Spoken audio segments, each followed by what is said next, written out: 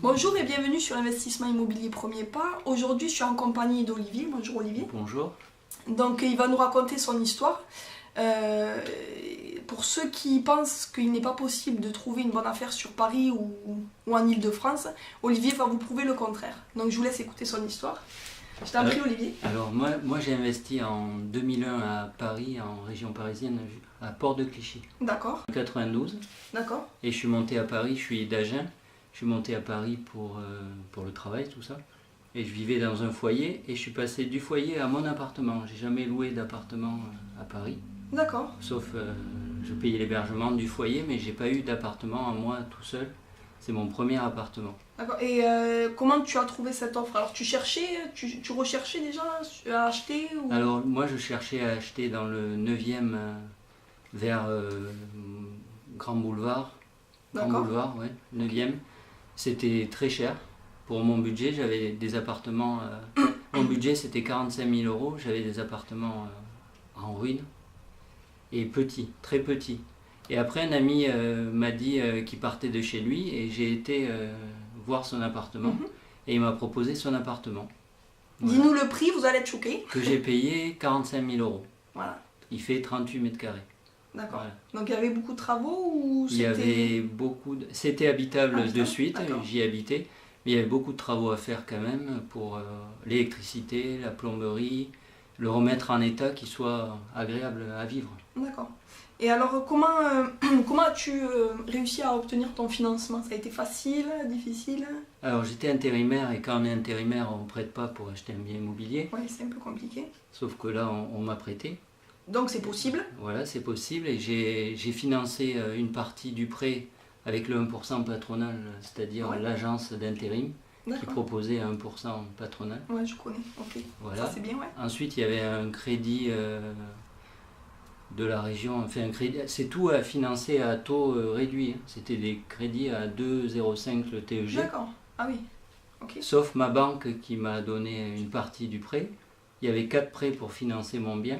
Ouais. Il y avait le 1% patronal, la caisse de retraite complémentaire qui m'a prêté, parce qu'elles font des prêts. Après, il y a eu une autre société, le comité interprofessionnel du logement. Et après, il y a eu ma banque. Ok, et tous ces organismes, c'est toi qui allais les voir ou Tous ces organismes, c'est moi qui ai été les voir. Il fallait... Un organisme voulait l'accord de l'autre, c'était assez compliqué, mais il faut insister. D'accord. Et vraiment, en insistant, j'ai eu un prêt de 45 000 euros avec 0 apport. Ouais. Et j'ai pu, en insistant, avoir ce prêt-là et à des taux très intéressants. Ok. Et le fait que tu as emprunté 45 000 euros, mais les frais de notaire et tout ça, comment tu les as payés alors? Oui, c'est vrai. Les frais de notaire, c'est moi qui les ai payés avec Avec ce que tu avais de côté, toi, l'épargne. De côté, mon épargne, voilà. D'accord, ok. Mais je suis arrivé, j'avais que les frais de notaire à payer. Ça, j'avais de côté, mais je suis arrivé chez moi, j'avais rien. Ok. Et que mes habits, mes valises. Et donc pour les travaux, tu as fait petit à petit ou tu as fait des... Pour les travaux, j'ai fait petit à petit. J'ai fait d'abord le salon. Voilà. Tu as tout fait toi-même? J'ai tout fait moi-même, sauf la salle de bain. D'accord. Okay. Voilà, parce que je ne suis pas spécialisé en carrelage, tout ça.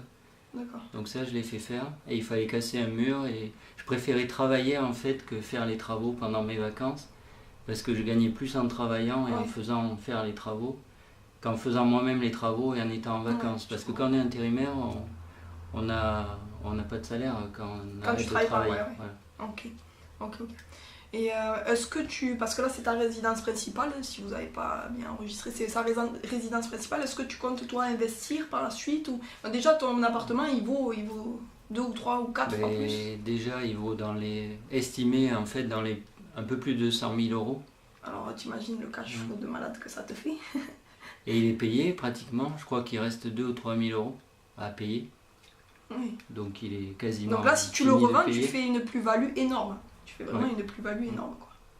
De plus de 100 000 euros. Voilà, si je le revends, je pourrais en acheter plusieurs et investir dans l'immobilier. Ok, et c'est ton objectif ou non, tu sais pas encore? Mon objectif c'est de rester à Paris et de conserver ma résidence principale. Déjà elle me rapporte parce que je loue une pièce dans ma résidence principale. Tu loues une chambre, c'est ça? Je loue une chambre. Ok. Ça se fait beaucoup sur Paris. Régulièrement.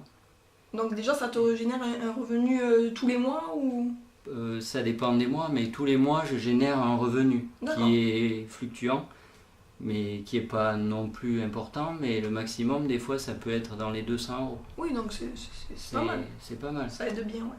En tout cas, je paye mon crédit grâce aux gens qui viennent dormir chez moi. D'accord, ok, donc Voilà. ça c'est plutôt cool. C'est- Très bien.